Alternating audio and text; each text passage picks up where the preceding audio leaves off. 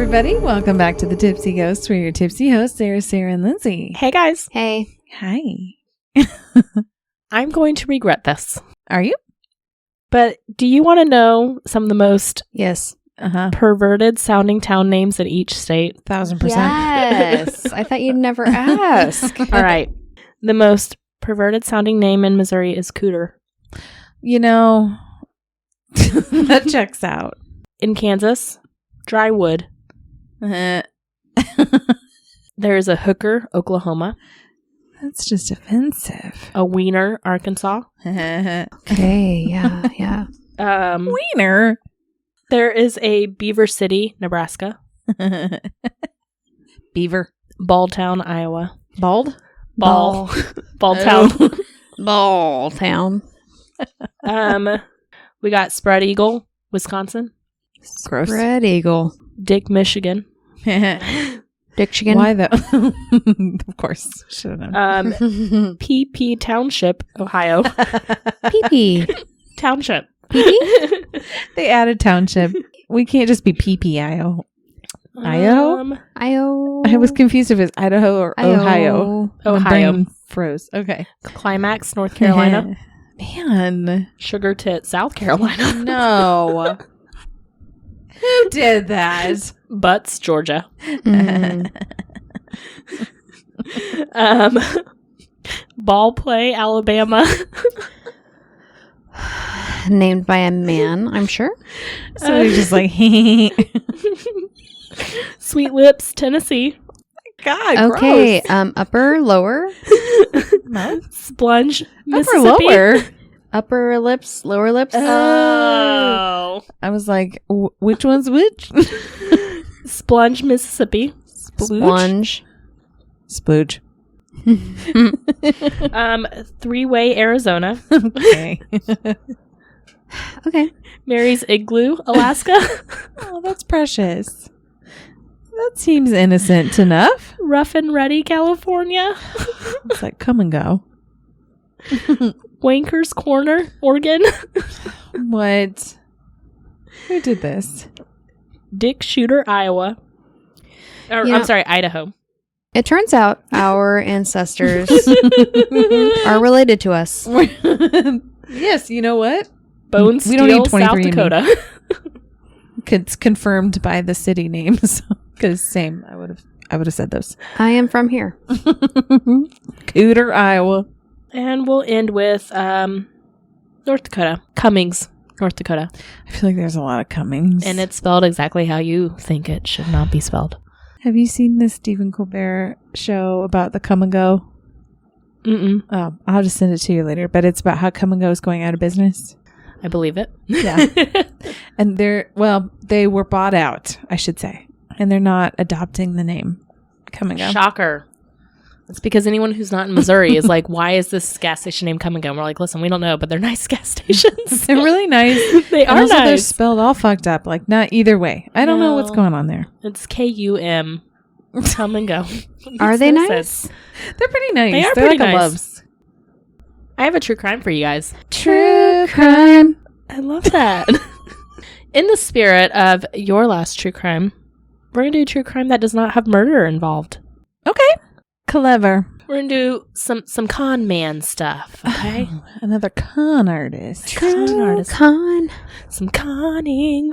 man. All right, so we're going to talk about John Darwin. John Darwin. There you go. Thank you. He was born around 1950 in the UK. 1950. In the UK. John. We are never going to get through this episode if you sing every sentence. Sorry, not sorry. All right. He married Anne Stevenson in December of 1973. And Stevenson. And he taught science and math for 18 years before he left to work at the bank. The bank. Science. And you yelled the bank. Then he became a prison officer after that. okay. Okay. His wife, Anne, was a receptionist for a doctor's office. They also had a side business where they would rent, there they call them bed sits, which they're houses. They're renting houses. It's a bed sit. Isn't that adorable? It's a little misleading, but It is. it's okay. So they had 12 bed sits, 12 houses that they rented out to people. Cute.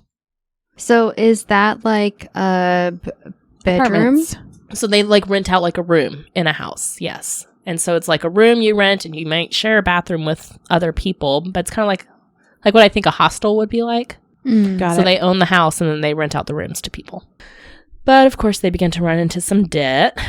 They had What? Some dip. they run into some debt.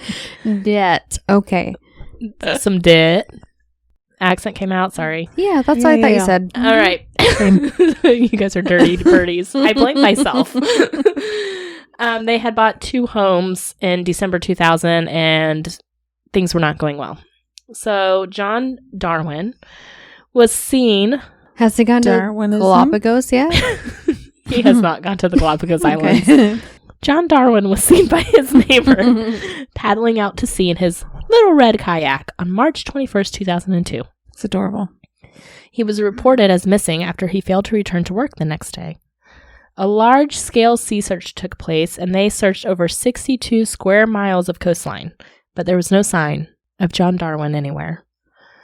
They did find, after several weeks, a double-ended paddle in the wreckage of his kayak, and it was smashed to pieces.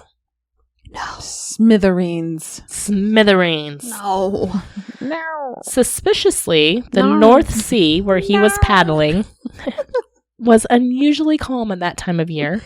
So police were a little confused as to how he was able to have so much trouble because it wasn't like it was rough waters.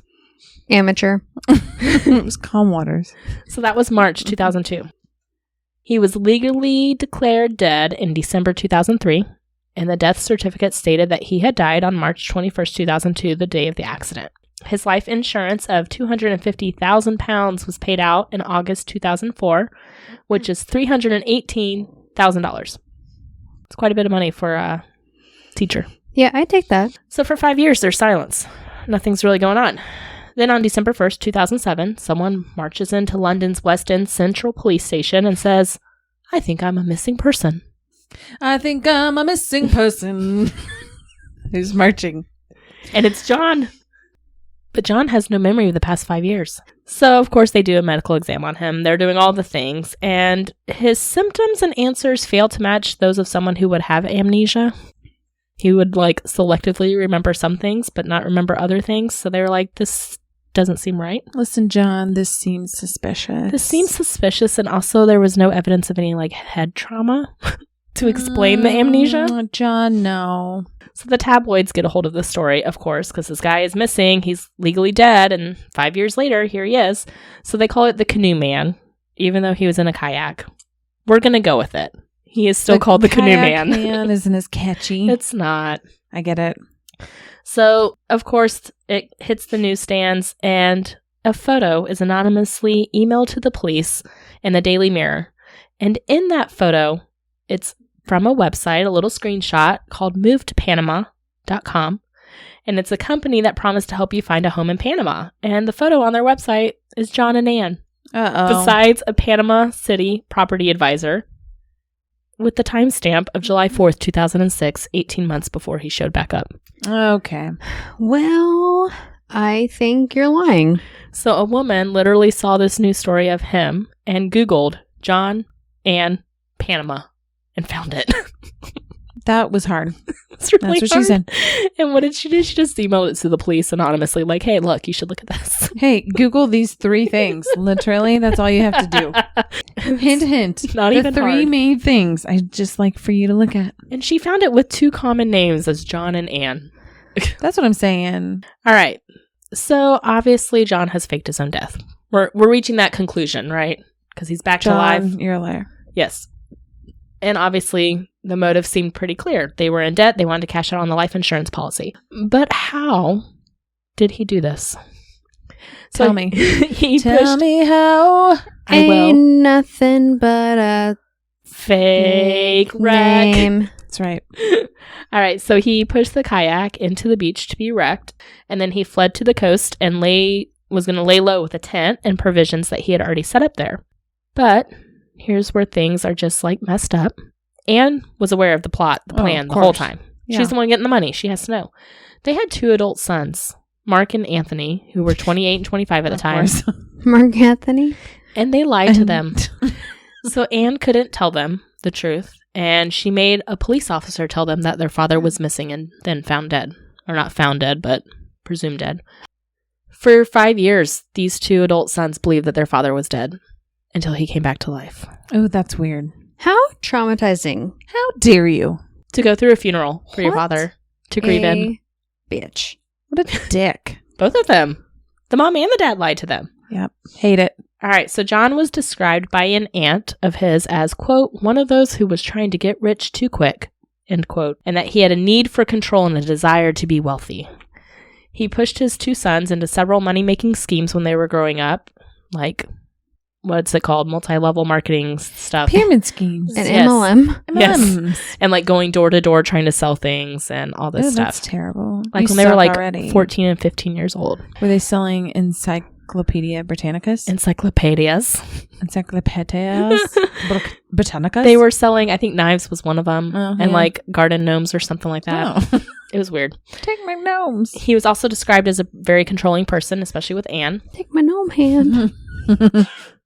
So 3 weeks after the smashed Don't do kayak that. was found, John sorry. returned with the beard. I tried to give a gnome hand and it came out like this. Shocker. And then I was like, don't take that. I'm It's sorry. weird. I apologize. So 3 weeks after the smashed kayak was found, he returned with a beard, a limp, and a new name, Karl Fenwick. I'm sure you did. Carl. His name's Karl. It's me, Carl. So Karl lived Not in the John. basement bed sit that was next door to the previous home. But he would return to the home whenever it was safe to do so and hang out with Anne.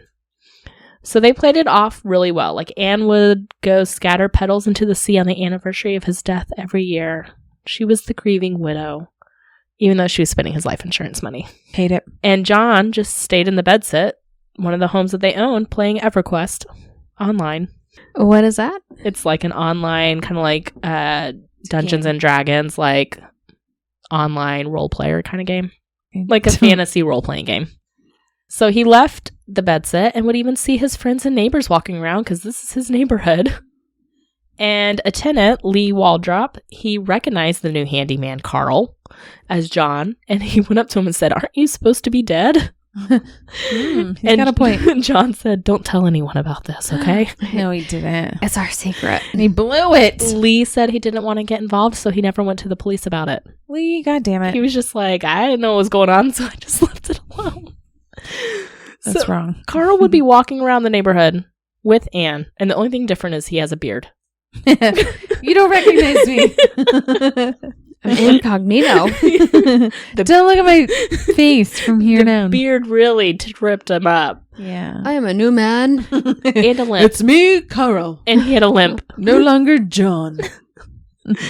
I know that I look the like limp, I John, and I'm forgot. walking with Anne, but I am not John. I limp now, and I have a beard. beard. Different. He had a fake birth certificate made, obviously, because he was going to Panama. But he needed a passport to travel. So he went to the library and found, through their death records, a man named John Jones, who was born the same year as him, around the same area, but died at 5 weeks old. So he just stole this infant's identity to make a passport. Well, that's terrible. Wow. Yeah. So he traveled as John Jones. So this new identity allowed him to travel outside of the UK, and him and Anne began going to Panama. But before that, John met a woman from Kansas while playing EverQuest. Wow. And they that's began an surprising. online flirtation.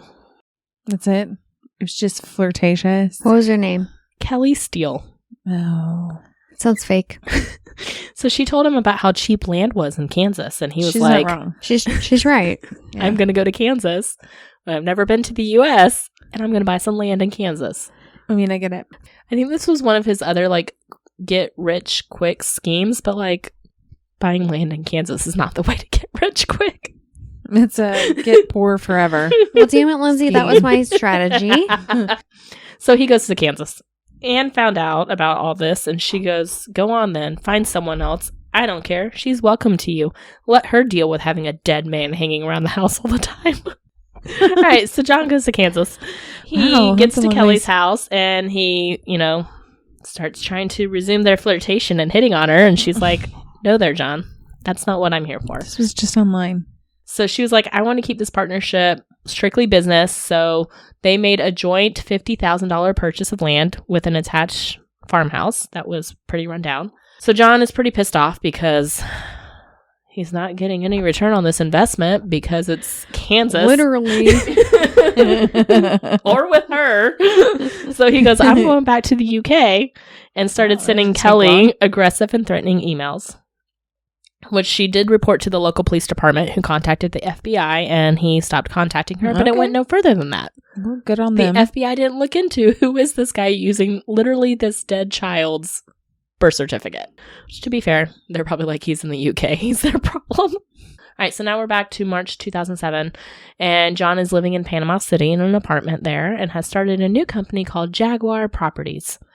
Anne is going back and forth between the UK and Panama because she's trying to sell all of their UK properties, but the bedsit house next to the family home where John had been staying was sold under their son's name, Mark, because the house had been transferred to him the year before in 2006. But the proceeds of that sale were transferred to them in Panama, and Mark never even saw the money for the sale. His parents are the worst, is what I'm saying. That's terrible. They gave him a house, sold the house, and then kept all the money.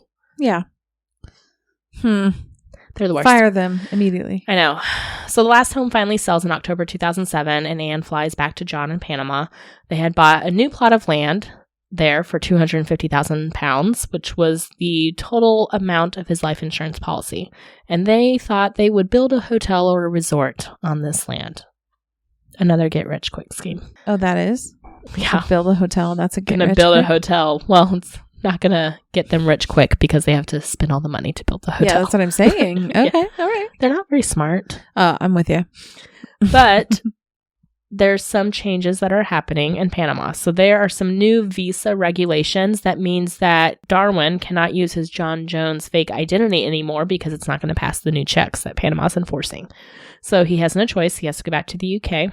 And he intended to reinvent John Darwin as an innocent missing person who had amnesia and hadn't seen his wife in 5 years. She's going to show back up.